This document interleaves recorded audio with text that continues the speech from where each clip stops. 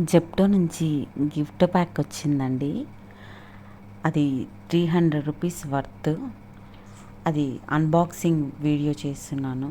అందులో ఏమేమి ఉందో ఒకసారి చూద్దాం. ముందుగా ప్యూరో మ్యాజిక్ అనే ఒక బిస్కెట్ ప్యాకెట్ ఉందండి. అది కాస్ట్ 30 రూపీస్ ఉంది.